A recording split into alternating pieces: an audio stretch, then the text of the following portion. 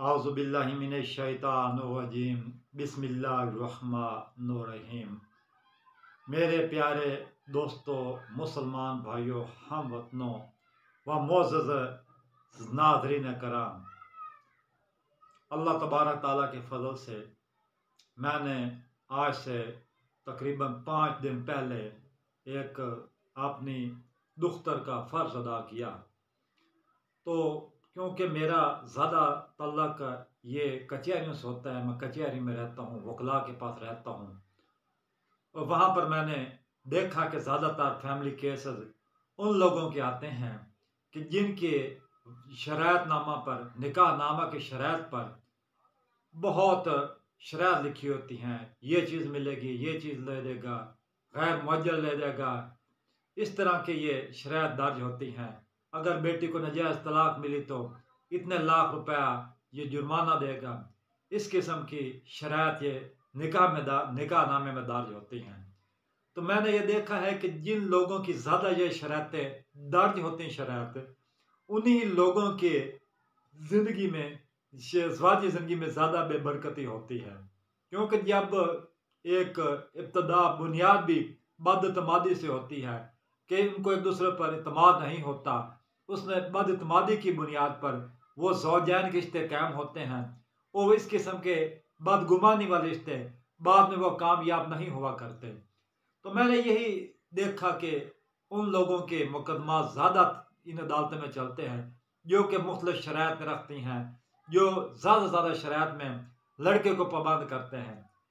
मैंने चूँकि देखा है कि ये ज़्यादा से ज़्यादा डरावा होता है, ना कोई केस इस किस्म का डिग्री होता है जिसमें खामन के तलाक के हक पर कोई कदगन कोई पाबंदी लगाई हुई हो।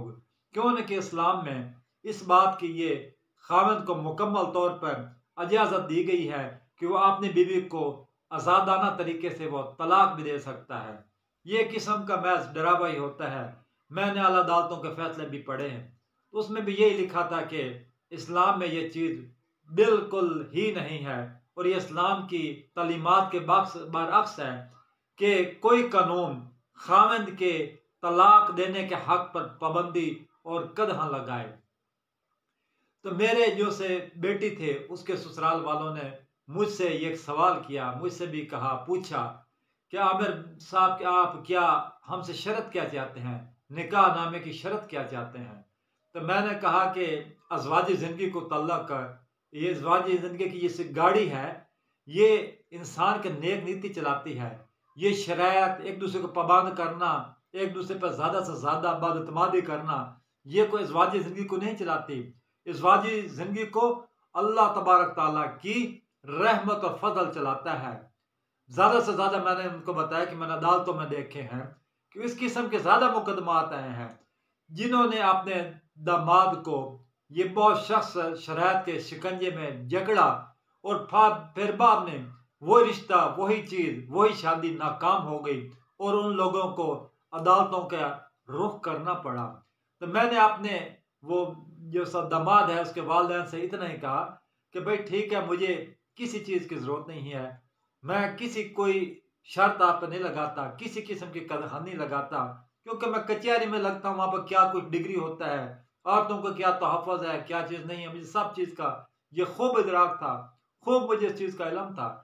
तो मैंने उनसे कोई शर्त नहीं रखी, सिर्फ इतनी रखी है कि बुरे वक़्त में खुदा न खास्ता मियाँ बीवी के दिमाग में कोई झगड़ा हो जाता है, कोई तनाज़ा कायम हो जाता है, उस वक़्त ख़ास तौर पर यह ख्याल रखा जाए कि मुझ जैसे इंसान ने आपसे कोई मुतालबा उस वक़्त जबकि आपके और हमारी बच्ची का रिश्ता तय हुआ था, मैंने आप पर किसी किस्म का कोई मुतालबा नहीं रखा, किसी किस्म की आप पर कोई शर्त आयद नहीं की, आपको आज़ादी दी है। तो ये इस चीज़ को आपने उस वक़्त याद रखना है जब आपके बेटे के दरमियान या मेरी बेटी के दरमियान किसी किस्म का कोई तनाज़ा पैदा होता है। जब इंसान मिलकर रह रहा होता है तो कोई ना कोई इंसान के बाद छोटे मोटे मामलात उठ जाते हैं, कुछ झगड़े, कोई बदइत्मीनियाँ, कोई छोटे मोटे इख्तिलाफ़ात उठ जाते हैं। तो उस वक़्त ये उस चीज़ को ख़ास तौर पर ये याद रखा जाए कि मुझ जैसे इंसान ने कि कचहरी का एक बहुत ज़्यादा कीड़ा होने के